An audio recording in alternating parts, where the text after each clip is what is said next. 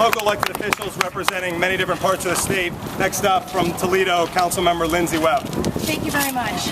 My comments will be brief, but there's just a couple of points that I want to make. In Toledo, instead of laying off police and firefighters, we have filled the hole in our general fund budget by raiding our capital budget. Our general fund budget is about $250 million. And this year, we just passed a budget, it's $265. The cuts to City Council, to the City of Toledo, is $16 million this year when you take into account the estate tax. So we're taking $14 million out of our capital fund. For those of you that don't travel north much, it's 10 degrees cooler there and my snow is still melting. We had 7 feet of snow this winter.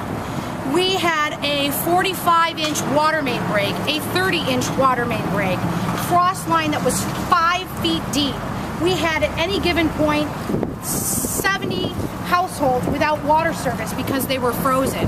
Those are record numbers in Lucas County. We had 3 level 3 snow emergencies, and yet we had the most productive year for producing Jeeps in the city of Toledo. Now that's a good thing. Would you like to know why? Because the potholes in the city of Toledo are the worst they have ever been. So it's a good thing that we make Jeeps.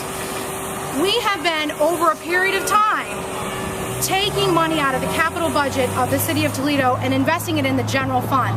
Our police and fire budgets make up 90% of the general fund. So we are running the rest of government in Toledo on 10% of the general fund dollars. 10%. It's not sustainable. Our citizens have given us this permission to take money from the capital fund, but they've grown weary. They want to see infrastructure repairs. They want to see road repairs. And we need Governor Kasich to return this money to Toledo and Lucas County so we can get about providing the most basic level of services. So that's the broad point that I wanted to make this morning. The other thing I would just like to say, to add insult to injury, we received notice from the Ohio Department of Administrative Services that they're going to raise our rent. $500,000 this year.